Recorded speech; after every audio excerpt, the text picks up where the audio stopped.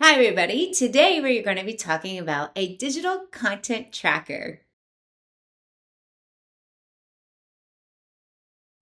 Hi, this is Marcia, and today we're going to be talking about a digital content data tracker.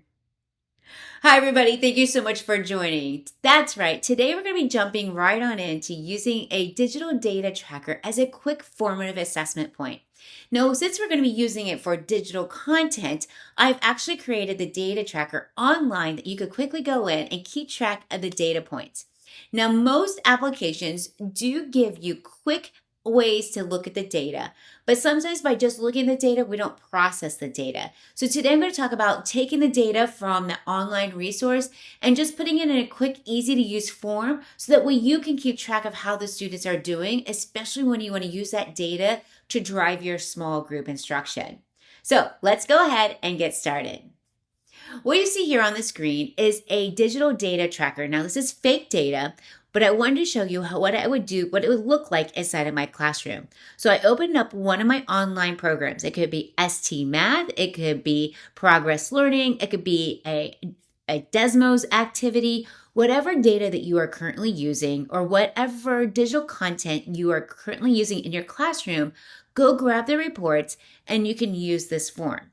So I got it for here, my student names. Now you can do it in any way. Since it's in a spreadsheet, you can have it sort by ABC or however you want to put in to keep track of the data. Now I do have the standards here. And what's really nice is I can go in and add different standards so that when the students are going through and working on the different standards, I can keep track of which ones they were working on in class. This is especially important if you're using Progress Learning or ST Math where the students might be working on multiple standards at one time. Then I have over the amount of time. How much time did that student spend on that program? And then a score. The score is either how they did percentage-wise and or an overall score. I can't tell you which one to put in, but most programs have some type of a score that they give the students. Then I give where would I put them in my small group. It's a group, if a student is my group 1, they are going to be a 1-star. If it's going to be in my third group, they're going to be a 3-star. So after I have all my data, I can quickly go in and sort it and then decide if I'm going to have my students in what group. So my students that scored 100 are all going to be in my 5-star group. The students that scored maybe low are going to be either in my 1-star, 2-star, or 3-star. The reason why Aiden is in my 3-star is because he's more advanced, he just didn't take his time. So I knew that, so I adjusted it. So I just don't go by the score. I also look to see how much time and which standards they might be stuck on. And then I have a spot for any notes. So let me dive in a little bit deeper into this template. So on week 2, it's a blank template. And when I go in and I'm setting up my standards, I can edit these and put my new standards in. So I can add in another standard that I want my students to be working on. So maybe they're on 3.5 C.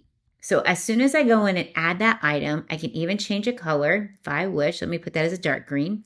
And now when I come over here, that 3.6C is a part of the choices that the students can use. Same with time amounts. If you don't like these time amounts, you can go in and just hit the edit button. I do like the stars because it makes it quick and easy, but you can also just type in 5, 3, and then that way you can have the stars right there. If you want to just have the numbers, completely fine. But I just enjoy having that ability to quickly visually see. Then I could print this out. And I have an example here where I print it out and I'm going to use this inside of my small groups. Maybe I'm going to sort it by my groups and I just go in and sort. Let me go back to my fake data, sort it by my groups.